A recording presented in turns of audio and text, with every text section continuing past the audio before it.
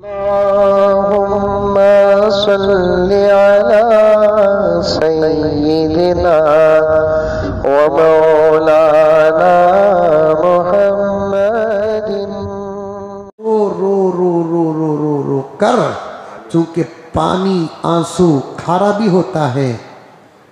आंसू मुसलसल, पानी के अंदर भी ताकत है जो पत्थर में रास्ता बनाता है। पानी के अंदर भी, पानी के अंदर ताकत नहीं बोलकर मत समझो। कमजोरों के अंदर जो ताकत होती है वो नजर नहीं आती, जब नजर आती है तो ताकतवरों का एड्रेस नहीं होता। कमजोरों के अंदर जो ताकत होती है वो नजर नहीं आती, ताकतवरों की ताकत नजर आती है, कमजोरों की ताकत नजर नहीं आती। जब कमजोरों की ताकत उभर कर आती है तो ताकतवरों की ताकत का एड्रेस तक नहीं होता। अब तो अखबारात में रोज पढ़ता हूँ, आप भी पढ़ते होंगे, जुबान बदलती होगी लेकिन अखबार पढ़ते होंगे, लेकिन अखबार में अब दूर दूर तक इसराइल का तस्करा तक नहीं है। कमजोर थे फलस्तीन वाले, ताकत पर नाज था इसराइल को, लेकिन कमजोरों की ताकत अल्लाह तबारक व तआला दिखाने लगे, इसराइल की बोलती बंद हो गई। अभी अमेरिका की अकल ठिकाने नहीं लगी है, नहीं लगती। अकल वालों की अकल खराब होती है तो हादिसात से अकल ठिकाने लगती है। जुमला अल्लाह बेहतरीन दे रहा है, अमानतन आपके सामने पेश कर रहा हूँ। अकल वालों की अकल जब खराब होती है तो हादिसात से ठिकाने लगती है। पहले ही से जिनकी अकलें खराब हो उनको हादिसात से ठिकाने अकल नहीं रखती।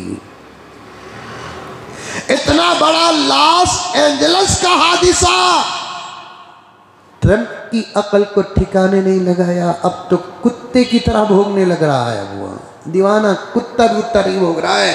अमेरिका की सरजमीन में अमेरिका का प्रेसिडेंट भोग रहा है, मैं गज्जा को नहीं छोड़ूंगा। उसी गज्जा के पीछे पड़कर इसराइल का क्या हाल हुआ उसके बाप का, ये तो जरा गौर कर ले।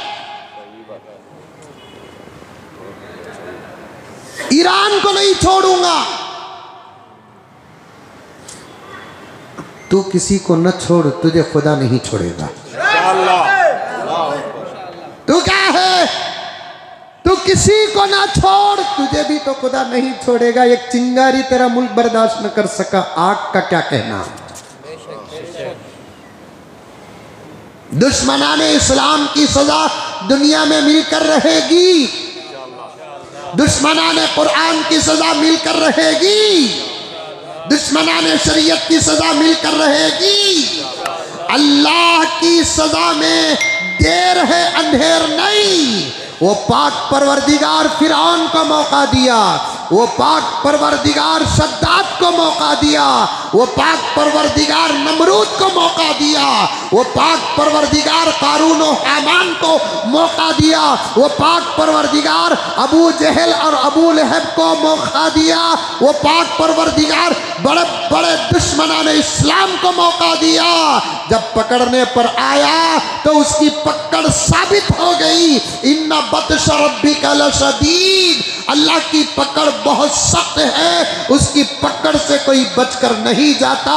मैं बहुत कुछ कहना चाहता हूँ लेकिन मौका नहीं है, जरा इशारा देकर आज का जुमा मैं पार कर दूं। अगर जिंदगी सलामत रहे, आइंदा जुमा में इंशाअल्लाह ताला यकसा civil code, uniform civil code और उत्तराखंड को मौजू बनाऊंगा, उलमा और उस मौजू को लाकर जोड़ूंगा कि यकसा सिविल कोड उत्तराखंड के अंदर नाफिज किया गया है।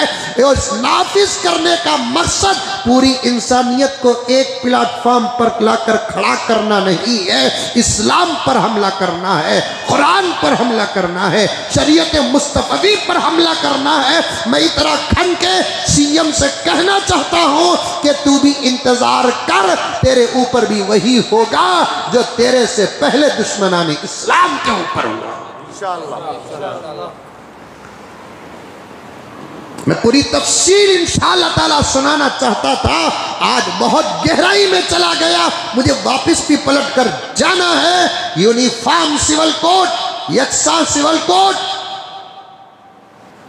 क्या है, और वैसे अगर मुल्क में नाफिज भी हो गया, मुसलमानों को ज़्यादा घबराने की ज़रूरत नहीं है, घबराने की ज़्यादा ज़रूरत नहीं है। उसका एक तरीक़ा, उसका एक बदल भी हमारे पास है। इंशाअल्लाह ताला मैं आइंदा जुमा आपके सामने वो पूरी हकीकतें रखूँगा। लेकिन हैं दुश्मन फड़फड़ा रहे हैं, अब तो दुश्मनों को भी समझ लेना चाहिए कि सारी दुनिया के हालात बदलने का वक्त आ चुका है।